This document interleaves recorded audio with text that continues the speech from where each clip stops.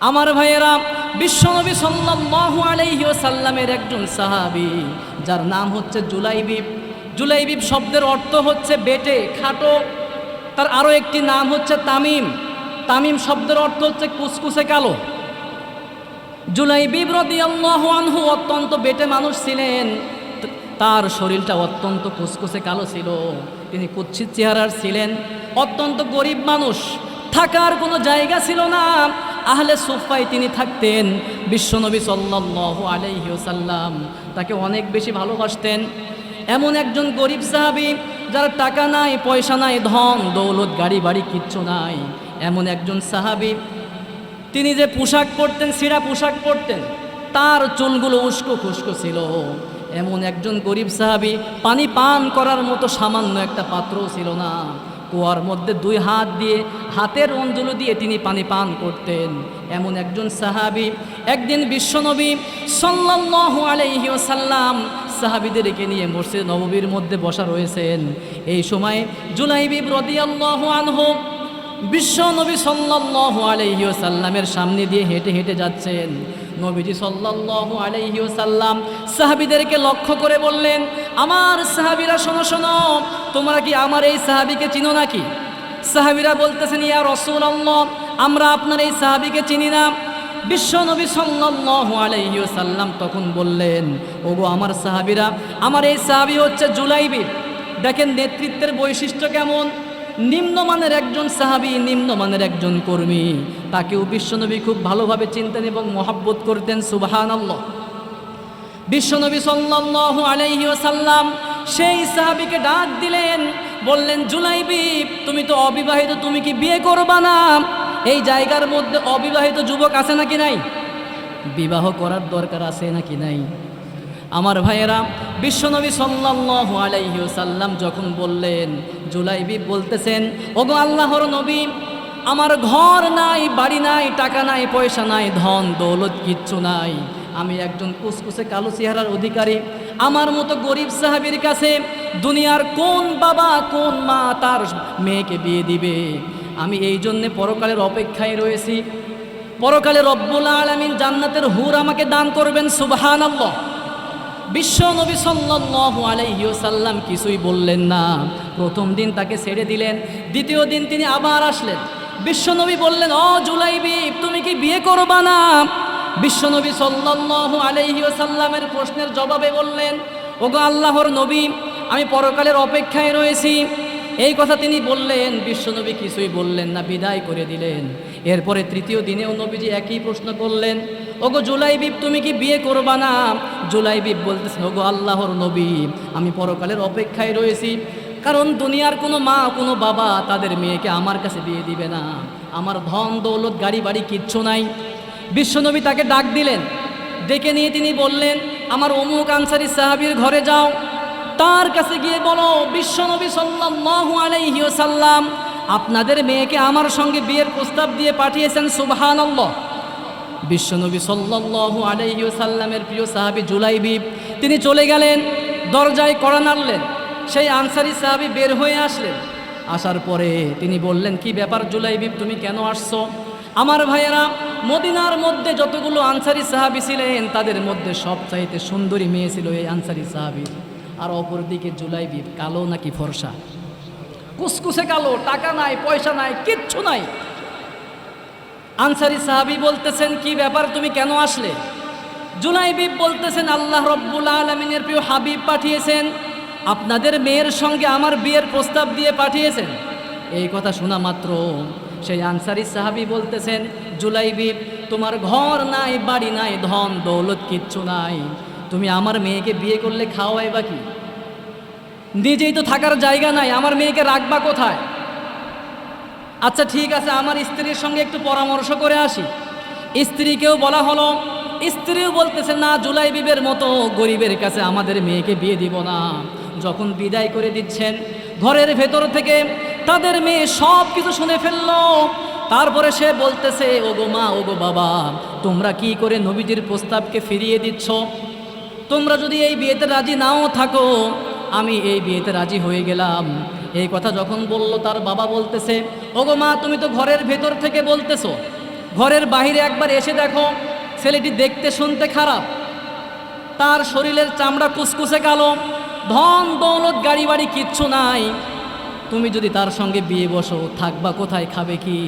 এই কথা বলার পরে মেয়েটি বলতেছে, ওগো মা, ওগো বাবা, শোনো, ছেলেটির যদি কোনো কিছু নাও থাকে এরপরেও আমার কোনো সমস্যা নাই। ছেলে যদি দেখতে শুনতে খারাপও হয় আমার কোনো আপত্তি নাই, কারণ রসুল আমার জন্য যেই যুবককে পাঠিয়েছেন সেখানেই আমার জন্য বরকত থাকবে। সুবহানাল্লাহ। আমার ভাইয়েরা, তিনি বিয়েতে রাজি হয়ে গেলেন। আমার ভাইয়েরা বলেন তো দেখি, এই বিয়ের মধ্যে মেয়েটি দিনদারিতাকে বেশি প্রাধান্য দিল নাকি দুনিয়াকে প্রাধান্য দিল? কিন্তু আমরা কি করি, বিয়ে বসার ক্ষেত্রে দেখি ছেলেটি সরকারি চাকরিজীবী কিনা,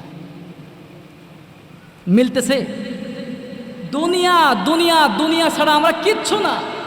فسبحان الذي لا يحصى امتنانه باللسان ولا بالقلم نستغفره ونتوب إليه ونعوذ بالله من شرور أنفسنا ومن سيئات أعمالنا من يهد الله فلا مضل له ومن يضلل فلن تجد له وليا مرشدا ونشهد أن لا إله إلا الله وحده لا شريك له ونشهد أن سيدنا وسندنا وحبيبنا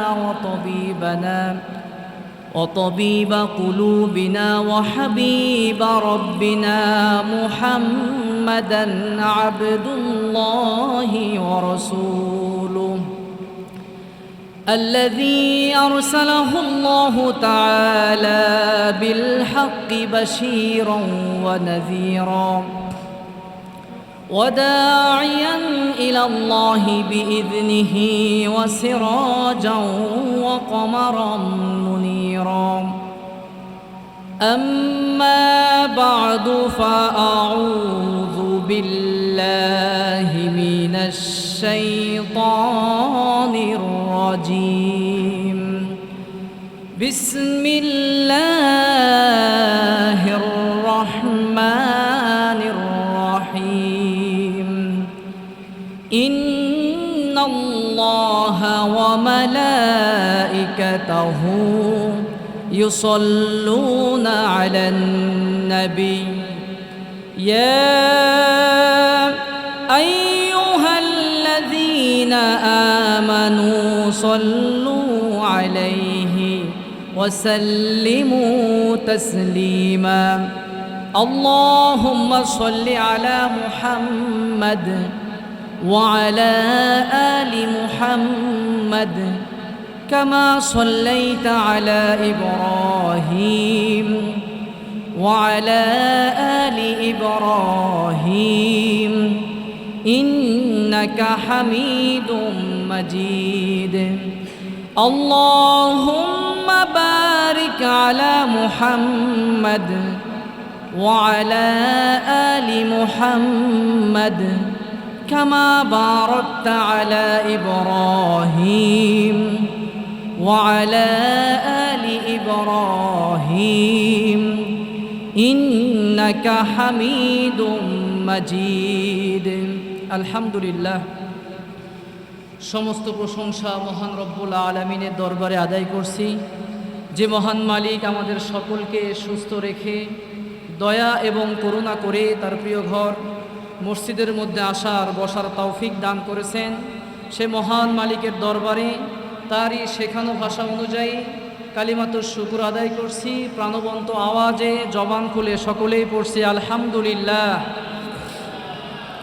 দরুদে সালাম পেশ করছি সর্বকালের সর্বযুগের সর্বশ্রেষ্ঠ মহামানব আমাদের সকলের প্রাণপ্রিয় নবী মুহাম্মদুর রাসূলুল্লাহ সাল্লাল্লাহু আলাইহি ওয়াসাল্লামের প্রতি, যিনি আমাদেরকে সঠিক পথের সুন্দর একটা দিক নির্দেশনা দিয়েছেন, শিরক আর বিদআতের ব্যাপারে সুস্পষ্ট ধারণা দিয়েছেন। সেই জন্য আমরা আবারও পড়ছি আল্লাহুম্মা সাল্লি আলাইহি, আল্লাহুম্মা বারিক আলাইহি। সম্মানিত উপস্থিতি, বর্তমান সময়ে আমরা সারা দেশের মধ্যে অস্থিতিশীল খুব খারাপ একটা পরিবেশ লক্ষ্য করছি। আমার যুবক আর তরুণ ভাইয়েরা যেই সময় তাদের সুন্দর মুহূর্তকে কাজে লাগানো দরকার, সেই সময় আমার যুবক আর তরুণ ভাইদের কিছু অংশ দিকভ্রান্ত পথভ্রান্ত হয়ে যাচ্ছে। এই জন্যে যুবকদের করণীয়, যৌবনকালীন সময়ের গুরুত্ব আমরা আজ কোরআন সুন্নাহ থেকে তুলে ধরার চেষ্টা করব ইনশাআল্লাহ। কারণ যুবকরা হচ্ছে একটি সমাজ, একটি সভ্যতা, একটি রাষ্ট্রের প্রাণশক্তি, একটি জাতির মেরুদণ্ড। একটি জাতির উন্নতি, সমৃদ্ধি, সফলতা নির্ভর করে একটি যুব সমাজের উপর। যুব সমাজ যদি সঠিক থাকে, আমি বিশ্বাস করি এই বাংলাদেশের কোনো নেতা একটা টাকাও দুর্নীতি করা সম্ভব হবে। যুব সমাজ যদি ঠিক হয়ে যায়, সারা দেশ অটোমেটিক ঠিক হয়ে যাবে, কোনো সন্দেহ আছে? এই যৌবনকালীন সময়টা আমার আপনার জীবনের সবচাইতে গুরুত্বপূর্ণ সময়। সবচেয়ে দামি সময় হচ্ছে যৌবনকালীন সময়। এই জন্যেই বলা হয়ে থাকে youth is called the golden season of human life. একজন মানুষের জীবনের সবচাইতে দামি সময়, গোল্ডেন টাইম হচ্ছে তার যৌবনকালীন সময়, ঠিক কিনা? এই যৌবনকালীন সময় কোনো মানুষের জন্যে, কোনো যুবকের জন্যে খুবই ঝুঁকিপূর্ণ। আবার কোনো যুবকদের জন্যে এই সময়টা খুবই গুরুত্বপূর্ণ সময়। ঝুঁকিপূর্ণ কাদের জন্যে? যাদের এই যৌবনকালীন সময়টা যারা পাওয়ার পরে যথাযথ কাজে না লাগায়, উল্টাপাল্টা কাজে ব্যয় করে ফেলে, গর্হিত কাজে নিজেকে নিমজ্জিত করে রাখে, এই সমস্ত যুবক আর তরুণদের জন্যে এই সময়টা হচ্ছে সবচেয়ে ঝুঁকিপূর্ণ সময়। কারণ সময়কে কাজে না লাগানোর কারণে দেখা যায় দিন শেষে ওই যুবকটা ব্যর্থ হয়ে যায়। দুনিয়াতেও সে ব্যর্থ হয়ে যায়, আখেরাতেও সে ব্যর্থ হয়ে সেই জাহান্নামে তাকে চলে যেতে হয়। এই জন্য এই যৌবনকালীন সময়টা কিছু যুবকদের জন্য খুবই ঝুঁকিপূর্ণ। আবার কিছু সংখ্যক যুবকদের জন্য এই যৌবনকালীন সময়টা খুবই গুরুত্বপূর্ণ সময়। কিভাবে? একজন যুবক যখন যৌবনকালীন সময়কে যথাযথ কাজে লাগায়, দেখা যায় সে তার চারিত্রিক নৈতিক সমৃদ্ধি ঘটিয়ে তার প্রত্যেকটা কাজে সফলতা চলে আসে। এইভাবে করে সে তার দুনিয়ার জীবনে সফল যেভাবে হয়, আখেরাতেও সফল হয়ে জান্নাতের মেহমান হয়ে যায়, ঠিক কিনা? আমার ভাইয়েরা, ইতিহাস সাক্ষী, গোটা বিশ্বে যত সংগ্রাম, যত বিপ্লব সফলতার মুখ দেখেছে, প্রত্যেকটা সফলতার পিছনেই আমার যুবক আর তরুণ ভাইদের কন্ট্রিবিউশন, আমার যুবকদের অবদান সবচাইতে বেশি রয়েছে, কোনো সন্দেহ? ফর এক্সাম্পল, চীন বিপ্লব, ফরাসি বিপ্লব, আবার ভারতীয় উপমহাদেশের স্বাধীনতা আন্দোলন, 52 ভাষা আন্দোলন, 71-এর মহান স্বাধীনতা যুদ্ধ থেকে শুরু করে আজ পর্যন্ত যত বিপ্লব, যত সংগ্রাম সফলতার মুখ দেখেছে, প্রত্যেকটা সফলতার পিছনেই আমার যুবক আর তরুণদের কন্ট্রিবিউশন সবচাইতে বেশি রয়েছে, ঠিক কিনা? স্বয়ং বিশ্বনবী সাল্লাল্লাহু আলাইহি ওয়াসাল্লাম এক ঝাঁক তাকওয়াবান যুবক আর তরুণদেরকে নিয়েই মদিনার রাষ্ট্র কায়েম করেছিলেন। সেই বদর, উহুদ, খাইবার, খন্দক থেকে শুরু করে মক্কা বিজয় পর্যন্ত ইসলামের সুনিশ্চিত বিজয় তিনি অর্জন করেছিলেন। আর এর পিছনে যাদের ত্যাগ, যারা কুরবানির নজরানা পেশ করেছিলেন, তারা আর কেউ নয়, তারা হচ্ছে মুসলিম উম্মার যুবক আর তরুণরা, ঠিক কিনা? এই জন্য আমার বিশ্বনবী সাল্লাল্লাহু আলাইহি ওয়াসাল্লাম যুবক আর তরুণদেরকে অত্যন্ত মহব্বত করতেন। নবীজি সাল্লাল্লাহু আলাইহি ওয়াসাল্লাম যুবকদেরকে ভালোবাসতেন, সুবহানাল্লাহ। একবার বিশ্বনবী সাল্লাল্লাহু আলাইহি ওয়াসাল্লাম এক সমাবেশে বক্তৃতা করছিলেন। তিনি নজর করে দেখলেন একজন যুবক সাহাবী সমাবেশ স্থলে জায়গা না পেয়ে পিছনের কাতারে দাঁড়িয়ে দাঁড়িয়ে বিশ্বনবীর বক্তৃতা শুনছিলেন। সেই যুবক সাহাবীটির নাম ছিল জারির। যার চেহারাটা আকাশের ওই পূর্ণিমার চাঁদের চেয়েও বেশি সুন্দর ছিল। বিশ্বনবী সাল্লাল্লাহু আলাইহি ওয়াসাল্লাম সেই যুবক সাহাবীকে লক্ষ্য করে বললেন, তার শরীর থেকে চাদর মুবারক খুলে সেই জারির নামক সাহাবীর দিকে ছুড়ে দিলেন এবং তিনি বলতে লাগলেন, ওগো আমার জারির, সমাবেশ স্থলে জায়গা পাও নাই তো কি হয়েছে? আমি বিশ্বনবী সাল্লাল্লাহু আলাইহি ওয়াসাল্লাম আমার শরীর থেকে চাদরটা ছুঁড়ে তোমার দিকে মেরে দিলাম, তুমি আমার চাদরটা জমিনের মধ্যে বিছিয়ে বসে যাও। সুবহানাল্লাহ। বিশ্বনবী সাল্লাল্লাহু আলাইহি ওয়াসাল্লামের জবান মোবারক থেকে জারির নামক সেই সাহাবীটি যখন এই কথাগুলো শুনলেন, তিনি অবাক হয়ে গেলেন। তিনি নিজেকে কন্ট্রোল করতে পারলেন না, চোখের পানি ঝরাতে লাগলেন এবং তিনি বিশ্বনবীর ছুঁড়ে দেওয়া সেই চাদরটা তার বুকের সঙ্গে লাগিয়ে চুমু খেয়ে খেয়ে বলতে লাগলেন, ওগো আল্লাহর নবী, ওগো আল্লাহর হাবিব, আপনি হলেন বিশ্বনবী, আপনি হলেন নবীদের নবী, আপনি হলেন সকল নবীদের সর্দার, আপনার সম্মান, আপনার মর্যাদা এত বেশি, আপনার মতো একজন বিশাল বড় নবীর চাদরের মধ্যে দুনিয়ার কোনো মানুষ বসতে পারে নাকি? আপনার মতো মর্যাদাবান নবীর চাদরের মধ্যে দুনিয়ার সাধারণ কোনো মানুষ বসতে পারে নাকি? আমি ক্ষুদ্র জারির হয়ে আপনার চাদরে কিভাবে বসবো? তখন তিনি চিৎকার করে করে বললেন, আকরামাকাল্লাহ কামা আকরামতানি ইয়া রাসূলুল্লাহ। ওগো আল্লাহর নবী, ওগো আল্লাহর হাবিব, ভরা মজলিসে এতগুলো মানুষের মধ্যে আমি ক্ষুদ্র জারিরকে আপনি যেইভাবে সম্মানিত করলেন, আল্লাহর কাছে আমি দোয়া করি রব্বুল আলামিন যেন আপনার সম্মান আর মর্যাদা আরও বেশি বাড়িয়ে দেয়। সুবহানাল্লাহ।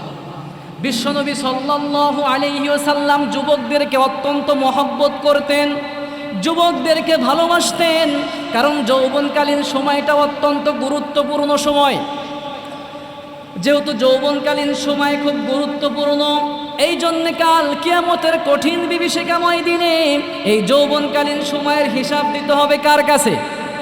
তিরমিজির বর্ণনায় হাদিস এসেছে, আন ইবনে মাসউদ রাদিয়াল্লাহু আনহু আনিন নবী সাল্লাল্লাহু আলাইহি ওয়াসাল্লাম قال, বিশ্বনবীর প্রখ্যাত সাহাবী আব্দুল্লাহ ইবনে মাসউদ রাদিয়াল্লাহু আনহু হাদিসটি বর্ণনা করেছেন। বিশ্বনবী সাল্লাল্লাহু আলাইহি ওয়াসাল্লাম বলেছেন, লা তাজুলু কদামা ইবনে আদামা ইয়াউমাল কিয়ামাতি মিন ইনদি রাব্বিহি হাত্তা ইউসআলা আন 50।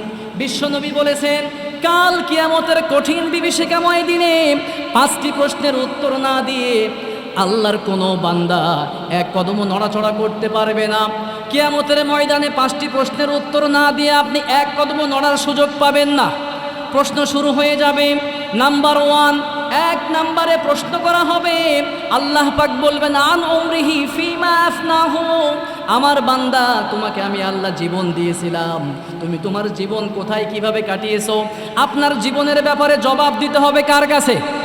2 নম্বরে প্রশ্ন করা হবে, ওয়ান শাবাবিহি ফিমা আবলাহু, আমার বান্দা তোমাকে আমি আল্লাহ যৌবন দিয়েছিলাম, তুমি তোমার যৌবন কোথায় কিভাবে কাটিয়েছো? 3 নম্বরে প্রশ্ন করা হবে, ওয়ান মালিহি মিন আইনা ইকতাসাবাহু, আমার বান্দা কোথা থেকে কিভাবে টাকা পয়সা উপার্জন করেছো? হালাল পন্থায় নাকি হারাম পন্থায়? জবাব দিতে হবে কার কাছে? 4 নম্বরে প্রশ্ন করা হবে, অফিমা আনফাকাহু, তোমার ধন দৌলত টাকা পয়সা কোথায় কিভাবে ব্যয় করেছো? 5 নম্বরে প্রশ্ন করা হবে, ওমাযা আমিলা ফিমা আলিমা, যতটুকু জেনেছো ততটুকু আমল করতে পেরেছো কিনা? এই 5টি প্রশ্নের উত্তর না দিয়ে আল্লাহর কোনো বান্দা এক কদমও নড়াচড়া করতে পারবে না। এই 5টি প্রশ্নের মধ্যে গুরুত্বপূর্ণ একটা প্রশ্ন থাকবে, আন শাবাবিহি ফিমা আবলাহু, আমার বান্দা তোমাকে যে আমি আল্লাহ যৌবন দিয়েছিলাম, তুমি তোমার যৌবন কোথায় কিভাবে কাটিয়েছো? আপনার যৌবনের হিসাব দিতে হবে কার কাছে? যেই যৌবন আমাদের হেলায় খেলায় আমরা কাটিয়ে দেই, যেই যৌবন আমরা যৌবনের গান গাইতে গাইতে আমরা কাটাই, যেই যৌবনটা আমরা ওই আর্জেন্টিনা ব্রাজিলের খেলা দেখে দেখে আমরা কাটাই, রিয়াল মাদ্রিদ বার্সেলোনার খেলা দেখে আমরা কাটাই, যেই যৌবনটা আমরা ওই ফেসবুক ইউটিউব আর টুইটার দেখতে দেখতে কাটাই, যৌবনের প্রত্যেকটা মুহূর্তের হিসাব দিতে হবে কার কাছে? এই যৌবনের হিসাব আল্লাহর কাছে দেওয়া লাগবে। এই জন্যে নবীজি বলেছেন, যৌবনকালীন সময়টা কাজে লাগাও। তিরমিজির বর্ণনায় হাদিস এসেছে, বিশ্ব নবী সাল্লাল্লাহু আলাইহি ওয়াসাল্লাম বলেছেন, ইগতানিম খমসান কবলা খমসিন, পাঁচটি জিনিস আসার পূর্বে পাঁচটি জিনিসকে মূল্যায়ন করো, পাঁচটি জিনিস আসার পূর্বে পাঁচটি জিনিসকে গনিমত মনে করো। এই পাঁচটি জিনিসের মধ্যে রব্বুল আলামিনের প্রিয় হাবিব খুব গুরুত্ব দিয়ে বললেন, শাবাবাকা কবলা হারামিক, আমার উম্মতের লোকেরা তোমরা বৃদ্ধ হয়ে যাওয়ার পূর্বে, বুড়ো হয়ে যাওয়ার পূর্বে তোমরা তোমাদের যৌবনকালকে কাজে লাগাও। বুড়ো হয়ে যাওয়ার পূর্বে যৌবনকালকে কাজে লাগাতে হবে।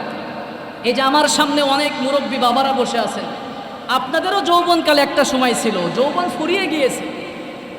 এই যৌবন আপনারা হাজারো চেষ্টা করলে ফিরে পাওয়া কি সম্ভব? জোরে বলেন সম্ভব?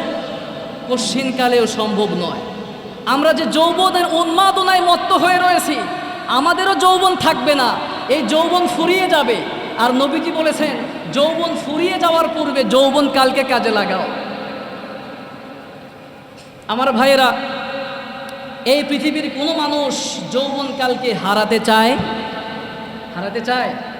Nobody wants to lose your time. পৃথিবীর কোনো মানুষই যৌবনকালকে হারাতে চায় না। এই যৌবনকে ধরে রাখার জন্য কত প্রচেষ্টা আর প্রয়াস সারা পৃথিবীর মানুষেরা যে চালাচ্ছে। আচ্ছা বলেন, এর পরেও কোনো মানুষ কি সারাটা জীবন যৌবনকে ধরে রাখতে সক্ষম হয়েছে? সম্ভব না। এই যৌবন থাকবে না, যৌবন ফুরিয়ে যাবে। আর নবীজি বলেছেন, যৌবন ফুরানোর আগে যৌবনকালকে কাজে লাগাও। এখন প্রশ্ন হচ্ছে, how to spend in your time. আপনার এই যৌবনকালীন সময়টা কিভাবে ব্যয় করবেন, কিভাবে কাটাবেন? যৌবনকে ধরে রাখার জন্য মানুষের কত প্রচেষ্টা। আমরা যখন বের হই, আমাদের নজর যখন দেওয়ালের দিকে যায়, নিচে যায়, সামনে যায়, ওয়াজ মাহফিলের পোস্টার চোখে পড়ে না, কিন্তু খালি ওই যৌবন হেফাজতের যত পোস্টার আছে, এটা করলে এটা হবে, এটা করলে এটা হবে।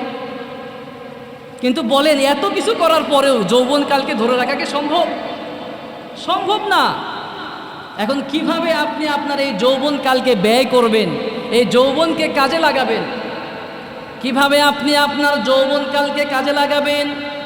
কিভাবে আপনার এই যৌবনকালকে ব্যয় করবেন? যিনি এই যৌবনকালকে দিয়েছেন, সেই যৌবনদাতার জন্যে এই যৌবনকালীন সময়টাকে ওয়াকফ করে দেওয়া লাগবে। আমার ভাইয়েরা বলেন তো দেখি, আমাদের এই যৌবন দিয়েছেন কে? Keep in your mind, youth is not a gift that given by leader. এই যৌবনকালীন সময়টা কোনো নেতা আপনাকে দেয় নাই। কোনো নেতা দিয়েছে? বলেন, যেই নেতার সামনে এবং পিছনে আপনি ঘুরে ঘুরে আপনার যৌবনকালকে শেষ করছেন, এই যৌবন তো আপনার নেতার দেওয়া কোনো গিফট। দিয়েছেন কে? যেই আল্লাহ রব্বুল আলামিন আপনাকে এই যৌবন দিয়েছেন, সেই আল্লাহর জন্য আপনাকে যৌবনকালকে ওয়াকফ করে দেওয়া লাগবে। যদি আপনার এই যৌবনকালীন সময়টা একমাত্র আল্লাহর জন্য ওয়াকফ করে দিতে পারেন, আপনার এই দুনিয়ার ক্ষণস্থায়ী যৌবনকে যদি একমাত্র আল্লাহর জন্যে আপনি বিক্রি করে দিতে পারেন, তাহলে কিয়ামতের কঠিন বিভীষিকাময় দিনে যিনি আপনাকে চিরস্থায়ী যৌবন দিবেন, তিনি কে? এই দুনিয়ার যৌবন যদি আপনি সুন্দর করে আল্লাহর রাস্তায় কাটাতে পারেন, ব্যয় করতে পারেন, দুনিয়ার এই ক্ষণস্থায়ী যৌবনের পরিবর্তে, দুনিয়ার এই নকল যৌবনের পরিবর্তে কিয়ামতের কঠিন বিভীষিকাময় দিনে রব্বুল আলামিন আপনাকে চিরস্থায়ী যৌবন দিয়ে চিরস্থায়ী জান্নাতে প্রবেশ করাবেন। সুবহানাল্লাহ। কারণ কিয়ামতের ময়দান এটা কঠিন বিভীষিকাময় একটা দিন। ওই কিয়ামতের ময়দানে নবীজি সাল্লাল্লাহু আলাইহি ওয়াসাল্লাম বলেছেন, কোনো কালো মানুষ কিংবা কোনো মুরব্বী মানুষ জান্নাতের মধ্যে যেতে কোশ্চিনকালেও পারবে না। নবীজি সাল্লাল্লাহু আলাইহি ওয়াসাল্লাম বলেছেন, কোনো কালো মানুষ জান্নাতে যাবে না, আবার কোনো মুরব্বী মানুষও জান্নাতে যাবে না, বয়স্ক মানুষ যাবে না। বিশ্বনবী সাল্লাল্লাহু আলাইহি ওয়াসাল্লাম যখন এই কথা বললেন, একজন মুরব্বী মহিলা কেঁদেই ফেলল। বিশ্বনবী বলছেন, কি ব্যাপার মা, তুমি কাঁদছো কেন? সেই মুরব্বী মহিলা বলতেছে, আমার কাঁদার কারণ হলো আপনি নিজেই তো বলেছেন কোনো বুড়ো মানুষ জান্নাতে যেতে পারবে না, কোনো বুড়ি মানুষও জান্নাতে যাবে না, তাহলে আমার মতো মানুষের অবস্থাটা কি হবে? বিশ্বনবী সাল্লাল্লাহু আলাইহি ওয়াসাল্লাম বলেছেন, কোনো বুড়ো মানুষ কিংবা বুড়ি মানুষ জান্নাতে যাবে না। তার কারণ হলো রব্বুল আলামিন তার জান্নাতকে সীমাহীন অফুরন্ত নাজার নিয়ামত দিয়ে ভরপুর করে রেখেছেন। রব্বুল আলামিন তার অফুরন্ত নিয়ামত দিয়ে জান্নাতকে সাজিয়েছেন। সুবহানাল্লাহ। সেই জান্নাতকে এনজয় করার জন্য শরীরের মধ্যে শক্তি থাকার দরকার আছে নাকি নাই? ও মিয়া, শরীরে যদি শক্তি নাই থাকে তাহলে আপনি ওই জান্নাতের মধ্যে গিয়ে ৭০ জন হুরকে সামলাবেন কেমনে? এই জন্যে নবীজি বললেন, কিয়ামতের কঠিন বিভীষিকাময় দিনে যত বুড়ো এবং বুড়িরা জান্নাতের মধ্যে ঢুকবে, সকল বুড়ো এবং বুড়িদেরকে রব্বুল আলামিন ৩০ অথবা ৩৩ বছরের চিরস্থায়ী যৌবন দিয়ে চিরস্থায়ী জান্নাতের মধ্যে প্রবেশ করাবেন। সুবহানাল্লাহ। আবার নবীজি বললেন, কোনো কালো মানুষের জান্নাতে যেতে পারবে না। এখন যারা আমরা কালো আছি, আমরা তখন হরতাল ডাকবো, কারণ কালো বানিয়েছেন কে? ফর্সা বানিয়েছেন কে? সব কিছু বানিয়েছেন কে? সুতরাং আমার আপনার এখানে কোনো কর্তৃত্ব? বিশ্বনবী সাল্লাল্লাহু আলাইহি ওয়াসাল্লাম কি চমৎকার করে বললেন, কোনো কালো মানুষও জান্নাতে যেতে পারবে না। তার কারণ হলো, কিয়ামতের কঠিন বিভীষিকাময় দিনে যত মানুষ জান্নাতে যাবে, সকল মানুষদের দৈহিক সৌন্দর্য আল্লাহ এমন করে দিবেন, আকাশের ওই পূর্ণিমার চাঁদের চাইতেও সুন্দর করে রব্বুল আলামিন চিরস্থায়ী যৌবন দিয়ে চিরস্থায়ী জান্নাতে প্রবেশ করাবেন। সুতরাং টেনশন পেরেশানের কোনো কারণ? কথা একটাই, আপনার এই নকল যৌবন, যেই যৌবনের কোনো স্থায়িত্ব নাই, এই ক্ষণস্থায়ী যৌবন, যেই যৌবন কোনো অবস্থায় চিরস্থায়ী হবে না, এই যৌবনকে বিক্রি করতে হবে কার কাছে? বিক্রি করার মানে কি আমরা বুঝি? এই যে আমরা এত কিছু কিনে নিয়ে আসছি, নিয়ে আসার পরে এখন কি ওই যে যার কাছ থেকে, যেই দোকানদারের কাছ থেকে আমরা এগুলো কিনে নিয়ে আসছি, এখন কি তার কথা অনুযায়ী আমরা এটাকে চালাবো? তার কোনো অধিকার আছে এখানে? আমি আমার টাকা দিয়ে কিনে নিয়ে আসছি, আমার যেভাবে মনে চায় আমি সেভাবে ব্যয় করি। ভুল বললাম? আপনি একটা জিনিস কিনে নিয়ে আসছেন, কিনে নিয়ে আসার পরে দোকানদারের কোনো অধিকার আছে? নাক গলানোর কোনো অধিকার আছে? আপনি যেভাবে খুশি সেভাবে ব্যয় করুন। আল্লাহর কাছে আপনার যৌবনকে বিক্রি করার মানে হচ্ছে, এখন আর আপনি আপনার ইচ্ছা অনুযায়ী কোনো কিছু করতে পারবেন? বলেন, পারবেন? আপনার ইচ্ছা অনুযায়ী আপনি গান শুনতে পারবেন? ইচ্ছা অনুযায়ী আপনি ওই ইয়াবা, ফেন্সিডিল এগুলো খাইতে পারবেন? ইচ্ছা অনুযায়ী আপনি মানুষের প্রতি জুলুম করতে পারবেন? নামাজ ছাড়তে পারবেন? মিথ্যা বলতে পারবেন? মানুষের জমি মনে হয় দখল করা যাবে, সুযোগ আছে? এখন সব কিছু কার ইচ্ছা অনুযায়ী চলতে হবে? আল্লাহ যেভাবে বলেছেন আপনাকে ঠিক সেভাবেই চলতে হবে। এখন আর আপনার ইচ্ছার কোনো মূল্য, কারণ আল্লাহ কুরআনের মধ্যে বলেছেন, ইন্নাল্লাহা আশতারা মিনাল মুমিনিনা আনফুসাহুম ওয়া আমওয়ালাহুম বিআন্না লাহুমুল জান্নাহ। আল্লাহ রব্বুল আলামিন নিশ্চয়তা দিয়ে বলতেছেন, তাকিদ দিয়ে বলতেছেন, অবশ্যই নিশ্চয় আমি আল্লাহ রব্বুল আলামিন মুমিন বান্দাদের জীবনটাকে আমি কিনে নিয়েছি। শুধু যৌবন না, সম্পূর্ণ জীবনটাই আল্লাহ রব্বুল আলামিন ক্রয় করে নিয়েছেন জান্নাতের বিনিময়ে। সুবহানাল্লাহ বলবেন? আপনার জান, আপনার মাল জান্নাতের বিনিময়ে আল্লাহ রব্বুল আলামিন কিনে নিয়েছেন। সুতরাং আমার আপনার জীবন আল্লাহ রব্বুল আলামিন দিয়েছেন ঠিক, কিন্তু চলতে হবে কার ইচ্ছা অনুযায়ী। যদি আপনি এই দুনিয়ার ক্ষণস্থায়ী যৌবনকালকে কাজে লাগাতে পারেন, আল্লাহর ইচ্ছায় যদি আপনি পরিচালনা করতে পারেন, তাহলে দেখা যাবে ওই কিয়ামতের ময়দানে রব্বুল আলামিন আপনাকে চিরস্থায়ী যৌবন দিয়ে চিরস্থায়ী জান্নাতে প্রবেশ করাবেন। সুবহানাল্লাহ। চিরস্থায়ী জান্নাতে আমরা সকলে কি যেতে চাই? সকলে যেতে চাই? সবাই যদি চায় তাহলে চলতে হবে কার ইচ্ছা অনুযায়ী? কোনো সন্দেহ নাই, আপনি যা কিছুই করেন সব কিছু ইসলাম অনুযায়ী হওয়া লাগবে। ইসলামের বাহিরে যাওয়ার কোনো সুযোগ, ইসলামের বাহিরে যখনই আপনি যাবেন তখনই আপনার বিপদ। আমার ভাইয়েরা, আমার বন্ধুগণ, আপনি যদি আপনার এই ক্ষণস্থায়ী যৌবনকে আল্লাহর রাস্তায় কাটাতে পারেন, তাহলে রব্বুল আলামিন আপনাকে এত সম্মানিত করবেন। বিশ্বনবী সাল্লাল্লাহু আলাইহি ওয়াসাল্লাম, বুখারীর বর্ণনা, মুসলিম এবং তিরমিজির বর্ণনায় হাদিস এসেছে, নবীজি বলেছেন, সাবাতু ইউজিল্লুহুমুল্লাহু ফি জিল্লিহি ইয়াওমা লা জিল্লা ইল্লা জিল্লু। কিয়ামতের কঠিন বিভীষিকাময় দিনে, যেই দিন আল্লাহর আরশের ছায়া ছাড়া আর কোনো ছায়া অবশিষ্ট থাকবে না, সেই দিন রব্বুল আলামিন 7 শ্রেণীর মানুষদেরকে তার আরশের ছায়ার নিচে জায়গা দান করবেন। তার মধ্যে এক শ্রেণীর মানুষ হচ্ছে তারা, নবীজি বলেছেন ওয়াশাবুন নাশা ফি ইবাদাতিল্লাহ, আল্লাহ রাব্বুল আলামিনের প্রিয় হাবিব বলেছেন যারা তাদের যৌবনকালীন সময়ে একমাত্র রব্বুল আলামিনের ইবাদত করে কাটিয়ে দেয়, ওই সমস্ত যুবকদেরকে রব্বুল আলামিন কিয়ামতের ময়দানে আরশের ছায়ার নিচে জায়গা দিয়ে ধন্য করে দিবেন। সুবহানাল্লাহ। আমার ভাইয়েরা, মুরব্বী সাহেব বলছে যুবক যুবতী সবাইকে বলতে হবে। আমার ভাইয়েরা, বড় কষ্ট লাগে, বড় দুঃখ লাগে, আমরা আমাদের এই যৌবনকালীন সময়টা কোথায় কার পিছনে ব্যয় করতেছি। একটু 200-500 টাকার জন্য আমাদের সময়টা, আমাদের মূল্যবান সময়টা আমরা মানুষের পিছনে দৌড়িয়ে দৌড়িয়ে কাটিয়ে দিচ্ছি। বড় আফসোস লাগে যেই সময়ে আমার যুবক আর তরুণ ভাইদের হাতের মধ্যে শোভা পায় বই, খাতা, কলম, কোরআন, নবীজির হাদিস, ইসলামী সাহিত্য, আর ঠিক সেই সময়ে আমার যুবক আর তরুণ ভাইদেরকে এক শ্রেণীর মানুষরূপী অমানুষেরা তুলে দিচ্ছে ফেন্সিটিল, বাবা, ইয়াবা, পিস্তল। ঠিক কিনা কথা বলে? কথাগুলো তিতা হলেও এটাই বাস্তবতা। আমার যুবক আর তরুণদের শক্তিকে নিয়ে এক শ্রেণীর মানুষ তাদের মসনদকে টিকিয়ে রাখার জন্যে তারা আমার যুবক আর তরুণ ভাইদেরকে লাঠির মতো ব্যবহার করতেছে। আমরা বুঝবো কবে? আমাদের সময় ফুরিয়ে যাচ্ছে মানুষের পিছনে, নেতার পিছনে ঘুরতে ঘুরতে। আমার লাভটা কি?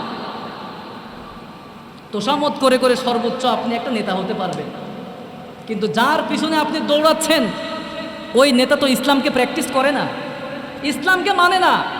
আপনি যদি নামাজি নেতার পিছনে দৌড়ান আপনার কপাল খুলে যাবে, সৌভাগ্যবান হয়ে যাবেন। যারা ইসলামকে ভালোবাসে, আল্লাহর কোরআনকে ভালোবাসে, নবীজিকে ভালোবাসেন, তাদের পিছনে দৌড়ান, বরং সোয়াব হবে আপনার। সুবহানাল্লাহ বলবেন না? চরিত্রবান নেতার পিছনে দৌড়াইলে ওই নেতা কিয়ামতের ময়দানে আপনার সুপারিশের কারণ হবে। আর যার চরিত্রই নাই তার পিছনে যদি আপনি যান, আপনার দুনিয়ার কিছু লাভ হলে হইতে পারে, নাও হইতে পারে, কিন্তু আপনি যে জাহান্নামী এতে কোনো সন্দেহ নাই। হ্যাঁ, এটা কোনো স্বাভাবিকভাবে, আমরা তো মানুষ, প্রত্যেকটা মানুষের বিবেক আছে, প্রত্যেকটা মানুষের বিবেক আছে। ভালো মন্দ বিচার করার জন্য রব্বুল আলামিন মানুষকে বিবেক দান করছে। সুতরাং আমরা আমাদের বিবেক খাটিয়ে ভালো মানুষকে খুঁজে নেওয়া লাগবে। আল্লাহ আমাদেরকে বুঝার তৌফিক দান করুন, পড়ছে আমিন। প্রিয় ভাইয়েরা, আমাদের সবচাইতে বড় মডেল হচ্ছেন আমাদের বিশ্বনবী সাল্লাল্লাহু আলাইহি ওয়াসাল্লাম। নবীজির দেখানো পথ অনুযায়ী যারাই চলবে তাদেরকে আপনি ফলো করেন, যে চলবে না তাকে ডিলিট করেন, বাদ। সে যত বড়ই নেতা হোক আর যাই হোক না কেন, আমার নবীজিকে যে মানবে, কোরআনকে যে মানবে, পরিষ্কার কথা, আমি তাকে মানব, কারণ তাকে মানার মধ্যেই কোরআন মানা হচ্ছে। আর যে ব্যক্তি কোরআন মানে না, নবীকে মানে না, নামাজ পড়ে না, চরিত্র নাই, তাকে মানার কোনো প্রয়োজন, সে যেই দলেরই হোক। আমি সবাইকে উদ্দেশ্য করে বলতেছি, আমার ভাইয়েরা, বিবেকবান মানুষেরা ভালো মন্দ এটা বিচার করতে পারে। বিবেকবান হওয়ার জন্য যে বিশাল বড় শিক্ষা অর্জন করা লাগবে, বিশাল বড় শিক্ষা অর্জনের দরকার নেই। আপনি কিন্তু এটা বুঝেন এই কাজটা ভালো না খারাপ, এতটুকু বোঝার তো আপনার ক্ষমতা আছে, আছে না? কথা বলেন। একজন মানুষ নামাজ পড়ে না কিন্তু অনেক ভালো, আমরা অনেক সময় বলে থাকি যে ব্যক্তির জীবনে নামাজ নাই, রোজা নাই, ইসলাম প্র্যাকটিস নাই, ওই ব্যক্তি আবার কেমনে ভালো হয়? আল্লাহ আমাদেরকে বোঝার তৌফিক দান করুন। আমার যুবক আর তরুণ ভাইয়েরা, যেই সময় আমরা আমাদের সময়কে আমরা শেষ করে দিচ্ছি, এই সময় আপনি গোটা বিশ্বের দিকে তাকিয়ে দেখেন, ইসলামকে, মুসলমানদেরকে শেষ করে দেওয়ার জন্যে যত ধরনের চক্রান্ত, ষড়যন্ত্র কাফের কুফাররা ঐক্যবদ্ধ হয়ে করতেছে। আর আমরা কি করতেছি? রাত 1টা, 2টা, 3টা পর্যন্ত মোবাইলে আমরা থাকতে। এরকম যুবক যুবতী আমাদের সমাজে একটাও নেই। জোরে বলতেছে আছে, অভাব নাই, অধিকাংশই আমাদের এই অবস্থা। বিশ্বনবী সাল্লাল্লাহু আলাইহি ওয়াসাল্লাম ইসলাম এবং মুসলমানদের ব্যাপারে ভবিষ্যৎবাণী করে গিয়েছেন, শেষ জামানায় মুসলমানদেরকে ইসলামকে শেষ করে দেওয়ার জন্যে ওই কাফের কুফফাররা ঐক্যবদ্ধ হবে। বিশ্বনবী সাল্লাল্লাহু আলাইহি ওয়াসাল্লামের সেই ভবিষ্যৎবাণী সারা বিশ্বের দিকে আপনি আজকে তাকিয়ে দেখেন মিলতেছে কিনা। ওই ফিলিস্তিনের দিকে তাকান, মুসলমানদেরকে শেষ করে দেওয়া হচ্ছে। বেশি দূরে যাওয়ার দরকার নাই, আমাদের পার্শ্ববর্তী দেশ ভারত, শুধুমাত্র মুসলমান না, মসজিদ পর্যন্ত শেষ। আমার মা বোনদের ইজ্জত লুণ্ঠন করে নেওয়া হচ্ছে, কথা বলার কোনো মিডিয়া নাই। কারণ যে ব্যক্তি ক্ষমতায় থাকে মিডিয়াগুলো তার পক্ষে চামচামি করে, সমস্ত মিডিয়াগুলো হলুদ হয়ে যায়, সত্য কথা বলার মতো কোনো মিডিয়া থাকে না। এই জন্যে সত্য খবরগুলো আমরা জানতেও পারি না। আমার যুবক আর তরুণ ভাইয়েরা, যে সময়ে মুসলমানরা মার খাচ্ছে, গোটা বিশ্বের সমস্ত মুসলমান এবং ইসলামকে ধূলিসাৎ করে দেওয়ার জন্যে, জমিনে মিশে ফেলার জন্যে সমস্ত কাফের কুফফাররা ঐক্যবদ্ধ হয়ে কাজ করতেছে, সেই সময়ে আপনি রাত 12টা 1টা 2টা পর্যন্ত ফেসবুক চালাচ্ছেন। ফেসবুকে আপনি ছাড়তে পারছেন না, অবৈধ রিলেশন করে আপনি কাটিয়ে দিচ্ছেন। একজন মুসলিম যুবকের চরিত্র তো এমন হওয়ার কথা ছিল, একজন মুসলিম যুবকের চরিত্র হবে সে সব সময় ইসলামকে বিজয় করার জন্য চিন্তা করবে, কোরআনের পক্ষে থাকবে, কোরআনের ছায়াতলে থাকবে, ইসলামকে প্র্যাকটিস করবে। আমার ভাইয়েরা, বিশ্বনবী সাল্লাল্লাহু আলাইহি ওয়াসাল্লামের একজন সাহাবী যার নাম হচ্ছে জুলাইবিব। জুলাইবিব শব্দের অর্থ হচ্ছে বেটে, খাটো। তার আরও একটি নাম হচ্ছে তামিম। তামিম শব্দের অর্থ হচ্ছে কুচকুচে কালো। জুলাইবিব রাদিয়াল্লাহু আনহু অত্যন্ত বেটে মানুষ ছিলেন, তার শরীরটা অত্যন্ত কুচকুচে কালো ছিল, তিনি কুৎসিত চেহারার ছিলেন, অত্যন্ত গরিব মানুষ, থাকার কোনো জায়গা ছিল না। আহলে সুফায় তিনি থাকতেন। বিশ্বনবী সাল্লাল্লাহু আলাইহি ওয়াসাল্লাম তাকে অনেক বেশি ভালোবাসতেন। এমন একজন গরিব সাহাবী যার টাকা নাই, পয়সা নাই, ধন দৌলত, গাড়ি বাড়ি কিচ্ছু নাই, এমন একজন সাহাবী, তিনি যে পোশাক পরতেন, ছিঁড়া পোশাক পরতেন, তার চুলগুলো উস্কো খুস্কো ছিল।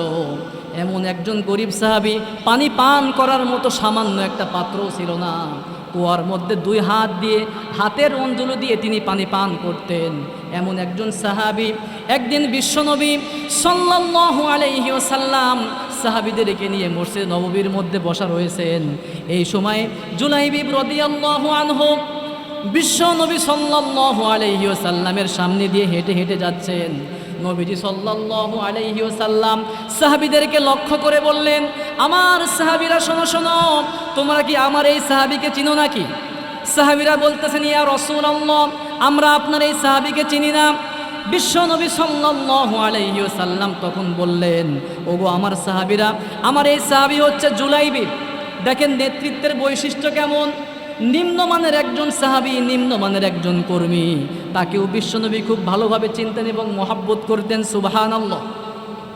বিশ্বনবী সাল্লাল্লাহু আলাইহি ওয়াসাল্লাম সেই সাহাবীকে ডাক দিলেন, বললেন, জুলাইবিব, তুমি তো অবিবাহিত, তুমি কি বিয়ে করবা না? এই জায়গার মধ্যে অবিবাহিত যুবক আছে নাকি নাই? বিবাহ করার দরকার আছে নাকি নাই? আমার ভাইয়েরা, বিশ্বনবী সাল্লাল্লাহু আলাইহি ওয়াসাল্লাম যখন বললেন, জুলাইবিব বলতেছেন, ওগো আল্লাহর নবী, আমার ঘর নাই, বাড়ি নাই, টাকা নাই, পয়সা নাই, ধন দৌলত কিচ্ছু নাই, আমি একজন কুচকুচে কালো চেহারার অধিকারী। আমার মতো গরিব সাহাবীর কাছে দুনিয়ার কোন বাবা, কোন মা তার মেয়েকে বিয়ে দিবে? আমি এই জন্যে পরকালের অপেক্ষায় রয়েছি। পরকালে রব্বুল আলামিন জান্নাতের হুর আমাকে দান করবেন। সুবহানাল্লাহ। বিশ্বনবী সাল্লাল্লাহু আলাইহি ওয়াসাল্লাম কিছুই বললেন না। প্রথম দিন তাকে ছেড়ে দিলেন, দ্বিতীয় দিন তিনি আবার আসলেন। বিশ্বনবী বললেন, ও জুলাইবিব, তুমি কি বিয়ে করবা না? বিশ্বনবী সাল্লাল্লাহু আলাইহি ওয়াসাল্লামের প্রশ্নের জবাবে বললেন, ওগো আল্লাহর নবী, আমি পরকালের অপেক্ষায় রয়েছি। এই কথা তিনি বললেন। বিশ্বনবী কিছুই বললেন না, বিদায় করে দিলেন। এরপরে তৃতীয় দিনেও নবীজি একই প্রশ্ন করলেন, ওগো জুলাইবিব, তুমি কি বিয়ে করবা না? জুলাইবিব বলতেছে, ওগো আল্লাহর নবী, আমি পরকালের অপেক্ষায় রয়েছি, কারণ দুনিয়ার কোনো মা, কোনো বাবা তাদের মেয়েকে আমার কাছে বিয়ে দিবে না। আমার ধন দৌলত, গাড়ি বাড়ি কিচ্ছু নাই। বিশ্বনবী তাকে ডাক দিলেন, ডেকে নিয়ে তিনি বললেন, আমার অমুক আনসারী সাহাবীর ঘরে যাও, তার কাছে গিয়ে বলো, বিশ্বনবী সাল্লাল্লাহু আলাইহি ওয়াসাল্লাম আপনাদের মেয়েকে আমার সঙ্গে বিয়ের প্রস্তাব দিয়ে পাঠিয়েছেন। সুবহানাল্লাহ। বিশ্বনবী সাল্লাল্লাহু আলাইহি ওয়াসাল্লামের প্রিয় সাহাবী জুলাইবিব তিনি চলে গেলেন, দরজায় কড়া নাড়লেন। সেই আনসারী সাহাবী বের হয়ে আসলেন। আসার পরে তিনি বললেন, কি ব্যাপার জুলাইবিব, তুমি কেন আসছো? আমার ভাইয়েরা, মদিনার মধ্যে যতগুলো আনসারী সাহাবী ছিলেন তাদের মধ্যে সবচাইতে সুন্দরী মেয়ে ছিল এই আনসারী সাহাবী। আর অপরদিকে জুলাইবিব কালো নাকি ফর্সা? কুসকুসে কালো, টাকা নাই, পয়সা নাই, কিচ্ছু নাই। আনসারী সাহাবী বলতেছেন, কি ব্যাপার, তুমি কেন আসলে? জুলাইবিব বলতেছেন, আল্লাহ রব্বুল আলামিনের প্রিয় হাবিব পাঠিয়েছেন, আপনাদের মেয়ের সঙ্গে আমার বিয়ের প্রস্তাব দিয়ে পাঠিয়েছেন। এই কথা শোনা মাত্র সেই আনসারী সাহাবী বলতেছেন, জুলাইবিব, তোমার ঘর নাই, বাড়ি নাই, ধন দৌলত কিচ্ছু নাই, তুমি আমার মেয়েকে বিয়ে করলে খাওয়াইবা কি? নিজেই তো থাকার জায়গা নাই, আমার মেয়েকে রাখবা কোথায়? আচ্ছা ঠিক আছে, আমার স্ত্রীর সঙ্গে একটু পরামর্শ করে আসি। স্ত্রীকেও বলা হলো, স্ত্রীও বলতেছে, না, জুলাইবিবের মতো গরিবের কাছে আমাদের মেয়েকে বিয়ে দিব না। যখন বিদায় করে দিচ্ছেন, ঘরের ভেতর থেকে তাদের মেয়ে সব কিছু শুনে ফেললো। তারপরে সে বলতেছে, ওগো মা, ওগো বাবা, তোমরা কি করে নবীজির প্রস্তাবকে ফিরিয়ে দিচ্ছ? তোমরা যদি এই বিয়েতে রাজি নাও থাকো, আমি এই বিয়েতে রাজি হয়ে গেলাম। এই কথা যখন বলল, তার বাবা বলতেছে, ওগো মা, তুমি তো ঘরের ভেতর থেকে বলতেছো, ঘরের বাহিরে একবার এসে দেখো, ছেলেটি দেখতে শুনতে খারাপ, তার শরীরের চামড়া কুচকুচে কালো, ধন দৌলত গাড়ি বাড়ি কিচ্ছু নাই। তুমি যদি তার সঙ্গে বিয়ে বসো, থাকবা কোথায়, খাবে কি? এই কথা বলার পরে মেয়েটি বলতেছে, ওগো মা, ওগো বাবা, শোনো, ছেলেটির যদি কোনো কিছু নাও থাকে এরপরেও আমার কোনো সমস্যা নাই। ছেলে যদি দেখতে শুনতে খারাপও হয় আমার কোনো আপত্তি নাই, কারণ রসুল আমার জন্য যেই যুবককে পাঠিয়েছেন সেখানেই আমার জন্য বরকত থাকবে, সুবহানাল্লাহ। আমার ভাইয়েরা, তিনি বিয়েতে রাজি হয়ে গেলেন। আমার ভাইয়েরা, বলেন তো দেখি, এই বিয়ের মধ্যে মেয়েটি দিনদারিতাকে বেশি প্রাধান্য দিল নাকি দুনিয়াকে প্রাধান্য দিল? কিন্তু আমরা কি করি, বিয়ে বসার ক্ষেত্রে দেখি ছেলেটি সরকারি চাকরিজীবী কিনা, মিলতেছে? দুনিয়া দুনিয়া দুনিয়া ছাড়া আমরা কিচ্ছু না। আবার যখন আমরা ছেলেরা বিয়ে করতে যাই, সবার আগে দেখি মেয়েটি সুন্দরী কিনা, কে কত বেশি মেকআপ করতে পারে, আছে নাকি নাই? কিন্তু নবীজি বলছেন, বিয়ে যখন তোমরা করতে যাবে, বিয়ে দিতে যাবে, সবার আগে দিনদারিতাকে প্রাধান্য দিতে হবে, সুবহানাল্লাহ। আজকে দিনদারিতাকে প্রাধান্য না দেওয়ার কারণে, দুনিয়াকে প্রাধান্য দেওয়ার কারণেই আজকে বাংলাদেশে ডিভোর্সের হার এত বেশি বাড়ছে, বলার বাহিরে। কারণ আমরা সবার আগে দেখি মেয়ে সুন্দরী কিনা, মেয়ের বাবার কেমন ব্যাংক ব্যালেন্স আছে, ছেলে সরকারি চাকরিজীবী কিনা, ওই আমেরিকা লন্ডনে থাকে কিনা, প্রবাসী কিনা, সবার আগে আমরা এইগুলো দেখি। দিনদারিতাকে আমরা ভুলেই গিয়েছি। মেয়ে নামাজ পড়ে কিনা, পর্দা করে কিনা, এগুলো দেখার সুযোগ নাই। দুনিয়ার খেলা। এই জন্যে আল্লাহ রব্বুল আলামিন শান্তি দেন না। দাম্পত্য জীবন তো তখনই সুখী হয় যখন ছেলে এবং মেয়ে চরিত্রবান হয়, দিনদার পরহেজগার হয়। অন্যথায় স্বামী স্ত্রীর মধ্যে দেখা যায় এত গণ্ডগোল, জাহান্নামে যাওয়ার প্রয়োজন হয় না, দুনিয়াটাই জাহান্নাম হয়ে যায়। উঠতে বসতে সমস্যা, সারাক্ষণ সমস্যা লেগেই থাকে, সমস্যার শেষ নাই। মেয়েটি বলতেছে, বিশ্বনবীর সিদ্ধান্তকে আমি মেনে নিলাম, বিয়ে হয়ে গেল। আমার ভাইয়েরা, আমার বন্ধুগণ, বাসর রাত, ফুলসজ্জার রাত, একটা ছেলে এবং মেয়ের জন্যে বিয়ের প্রথম রাত গুরুত্বপূর্ণ কম নাকি অনেক বেশি? স্বামী স্ত্রী সবাই তো এই রাতের জন্য অপেক্ষমান থাকে। জুলাইবিব রাদিয়াল্লাহু আনহু স্ত্রীর সঙ্গে প্রেম নিবেদন করছেন, এমত অবস্থায় ঘরের বাহির থেকে আওয়াজ আসলো, আইনা জুনুদুল্লাহ, আল্লাহর সৈনিকরা কোথায়? যুদ্ধের ময়দানে চলে যাওয়া লাগবে, জিহাদের ডাক চলে এসেছে, আল্লাহু আকবার।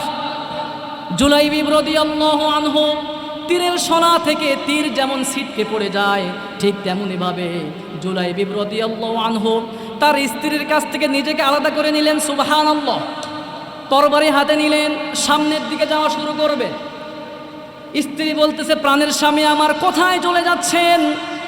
জুলাইবিব রাদিয়াল্লাহু আনহু বলছেন, জিহাদের ডাক চলে এসেছে, আল্লাহর রাস্তায় জীবন দেওয়ার জন্য সামনের দিকে চলে যাচ্ছে, সুবহানাল্লাহ। বিশ্বনবী সাল্লাল্লাহু আলাইহি ওয়াসাল্লামের সাহাবী তার আপন স্ত্রী হালাল স্ত্রীকে বাসর ঘরে রেখে সামনের দিকে জিহাদের ময়দানে দিয়েছেন একটা দৌড়। আমার যুবক আর তরুণ ভাইয়েরা, আপনি তো ফেসবুক ছাড়তে পারেন না, রাত 1টা 2টা 3টা পর্যন্ত অবৈধ রিলেশনে মত্ত থাকেন। যুবকদের চরিত্র তো এমন হওয়ার কথা ছিল। আমার ভাইয়েরা, আমার বন্ধুগণ, বিশ্বনবী সাল্লাল্লাহু আলাইহি ওয়াসাল্লামের সাহাবী জুলাইবিব বাসর ঘরে তার সুন্দরী রমণী স্ত্রীকে রেখে তিনি যুদ্ধের ময়দানে চলে গেলেন। তুমুল লড়াই শুরু হয়ে গেল। বিশ্বনবী সাল্লাল্লাহু আলাইহি ওয়াসাল্লাম যুদ্ধ যখন শেষ হয়ে গেল, সকল সাহাবীদেরকে বললেন, আমার সাহাবীরা শোনো, আমার শহীদ সকল সাহাবীদেরকে লাশকে একত্র করো। সকল শহীদ সাহাবীদের লাশকে একত্র করা হলো। বিশ্বনবী সাল্লাল্লাহু আলাইহি ওয়াসাল্লাম বলছেন, আমার হাবিব কোথায়? হাবিব মানে হচ্ছে বন্ধু। সাহাবায়ে কেরাম বললেন, মান হাবিবুকা ইয়া রাসূলুল্লাহ, আপনার আবার বন্ধুকে আমরা তো চিনি না। বিশ্বনবী সাল্লাল্লাহু আলাইহি ওয়াসাল্লাম বলছেন, আমার হাবিবকে তোমরা চিনো না? আচ্ছা ঠিক আছে, আমি নিজেই যুদ্ধের ময়দানে গিয়ে আমার হাবিবকে খুঁজে বের করব। সুবহানাল্লাহ। যুদ্ধের ময়দানে চলে গেলেন। যাওয়ার পরে তিনি খুঁজতে খুঁজতে একটা জায়গার মধ্যে গিয়ে দেখলেন চতুর্দিকে 60টা কাফেরের লাশ পড়ে রয়েছে, মাঝখানে একজন সাহাবী পড়ে রয়েছে। বিশ্বনবী সাল্লাল্লাহু আলাইহি ওয়াসাল্লাম সেখানে বসে পড়লেন। তিনি লক্ষ্য করে দেখলেন একজন সাহাবী জুলাইবিব, তিনি শহীদ হয়ে গিয়েছেন। চুলগুলো উস্কো খুস্কো অবস্থায় রয়েছে, চেহারা ধুলো মলিন হয়ে রয়েছে। বিশ্বনবী বসে পড়লেন এবং জুলাইবিবের মাথাটা নবীজির উরু মুবারকে রাখলেন। সুবহানাল্লাহ। এবং সাহাবীদেরকে বললেন, আমার সাহাবীরা শোনো, তোমরা বলেছো আমার বন্ধুকে চিনো না, আমার হাবিবকে চিনো না। এই যে আমার হাবিব, এটাই হচ্ছে আমার বন্ধু। সুবহানাল্লাহ। তখন তিনি বললেন, জুলাইবিব তুমি আমার, আমি বিশ্বনবী তোমার হয়ে গেলাম। সুবহানাল্লাহ। কিন্তু আমার যুবক আর তরুণ ভাইয়েরা, এমন তো অনেক যুবক আছে প্রেম করে আর মোবাইলে বলে আমি তোমার, তুমি আমার হয়ে যাও। আছে নাকি নাই?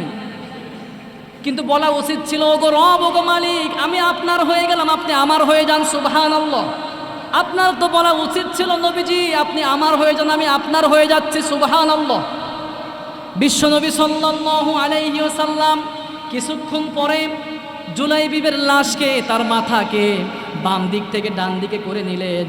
এমত অবস্থায় সাহাবায়ে কেরাম বলছেন, ইয়া রাসূলুল্লাহ, কিছুই তো বুঝলাম না, বাম দিক থেকে আপনি ডান দিকে কেন করলেন? নবীজি তখন বলছেন, ওগো আমার সাহাবীরা শোনো, আমার জুলাইবিব তার হালাল স্ত্রীকে বাসর ঘরে রেখে এসে আল্লাহর জন্য, আল্লাহর নবীর জন্যে নিজের জীবনকে কুরবান করে দিয়েছে। এই জন্যে রব্বুল আলামিনের জান্নাতে থাকা হুরগণ আমার জুলাইবিবকে আলিঙ্গন করার জন্য এগিয়ে আসছে দেখে আমি নবীজি আমার জুলাইবিবকে বাম দিক থেকে ডান দিকে করে নিয়েছি। সুবহানাল্লাহ। যুবক ভাইয়েরা আমার, কার পিছনে দৌড়? মেয়েদের পিছনে দৌড়ানো বাদ দেওয়া লাগবে। আল্লাহর জন্যে, আল্লাহর রসুলের জন্যে, কোরআনের জন্য যদি আপনি সামনের দিকে আগাতে পারেন, আল্লাহর জান্নাতের হুরেরা তোমাদের জন্য অপেক্ষা করবে। ঠিক কিনা? আজ গোটা বিশ্বের মধ্যে ইসলাম এবং মুসলমানদেরকে শেষ করে দেওয়ার জন্যে যত চক্রান্ত ষড়যন্ত্র হচ্ছে, আমার যুবক আর তরুণ ভাইয়েরা, তোমরা যদি এগিয়ে না আসো, এটা সম্ভব না, বন্ধ করা সম্ভব না। আমি শুরুতেই বলেছি, বাংলাদেশের মধ্যে বর্তমানে যুব সমাজ খারাপের দিকে চলে যাচ্ছে। মারামারি, হানাহানি আছে না নাই? এগুলো করে কোনো লাভ নাই। আমার যুব সমাজ যদি ঠিক হয়ে যায়, গোটা দেশ ঠিক হয়ে যাবে। ঠিক কিনা কথা বলেন? শুরুতেই বলেছিলাম, দেশের একটা টাকাও বিদেশে যাওয়া সম্ভব না। দেশের মধ্যে কোনো নেতা দুর্নীতি করতে পারবে না যদি আমার যুব সমাজ ঠিক হয়ে যায়। আমরা তো ঠিক নাই। ঘন্টার পরে ঘন্টা আমরা মোবাইল নিয়ে পড়ে থাকতেছি, গ্রুপিং করে করে আমরা নিজেদের মধ্যে আমরা প্যাঁচ লাগিয়ে রাখতেছি। ইসলাম নিয়ে আমাদের কোনো মাথা ব্যথা নাই। আমরা মনে করতে শুধুমাত্র নামাজ পড়লে মনে হয় জান্নাত পাওয়া যাবে। ইসলামকে আমরা মসজিদের ভিতরে আমরা সীমাবদ্ধ করে ফেলেছি। অথচ প্রত্যেকটা জায়গায় যে ইসলাম আছে, এটা আমাদের মাথার ভেতরেই নাই।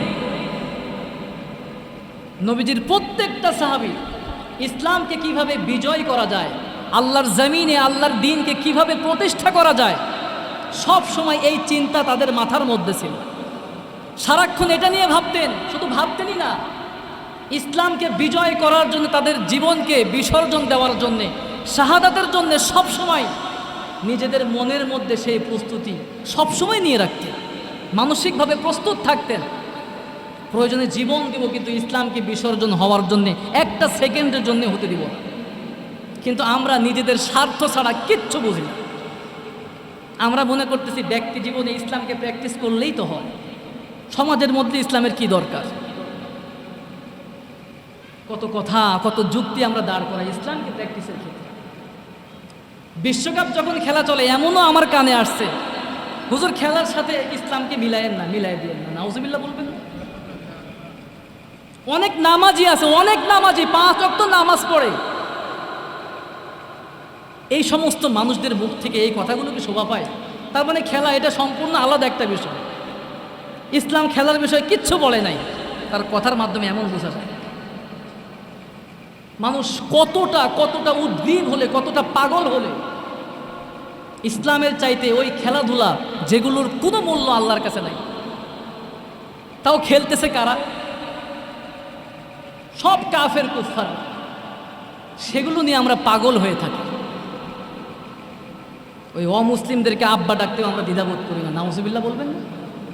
লজ্জা থাকা উচিত মুসলমানদের, আমাদের আমরা যুবকদের। কিসের জন্য আমরা উন্মত্ত হয়ে আছি? আল্লাহ আমাকে আপনাকে পাঠিয়েছেন একমাত্র আল্লাহর গোলামি করার জন্য, কিন্তু গোলামি আমরা মনে করছি শুধুমাত্র নামাজের মধ্যে গোলামি করা হয়, আর বাকি সব আমার মতো চলবে। আল্লাহ আমাদেরকে বোঝার তৌফিক দান করুন। আমার যুবক আর তরুণ ভাইয়েরা, সবচেয়ে গুরুত্বপূর্ণ সময় হচ্ছে তোমার এই যৌবনকালীন সময়। তোমার যৌবনকালীন সময়ের একটা সেজদা আল্লাহর কাছে অনেক অনেক বেশি দামি, সুবহানাল্লাহ। নবীর অসংখ্য সাহাবীদের জীবনে আপনি পড়েন, তারা নিজেদের জীবনকে উৎসর্গ করেছেন। যৌবনকাল, বাসর রাতে বিয়ে করে রাখছেন সুন্দরী রমণী স্ত্রী, হালাল নিজের জন্য, কিন্তু সব কিছু উপেক্ষা করে দৌড় দিয়েছেন জিহাদের ময়দানে শহীদ হওয়ার জন্য। অথচ আমরা সামান্য মোবাইল, সামান্য খেলাধুলা, এগুলোই আমরা ছাড়তে পারি না। আবার আমরা দাবি করি আমরাই সর্বশ্রেষ্ঠ। শ্রেষ্ঠত্ব আমরা কি ধরে রাখতে পারছি? আল্লাহ আমাদের বিবেককে জাগ্রত করার তৌফিক দান করুক, পড়ছে আমিন। প্রত্যেকটা সময়কে যাতে করে আমরা ইসলামের জন্য, আল্লাহর কোরআনের জন্য, আল্লাহর জন্য, নবীজির জন্য আমরা যেন ব্যয় করতে পারি, আল্লাহ আমাদেরকে তৌফিক দান করুক, পড়ছে আমিন।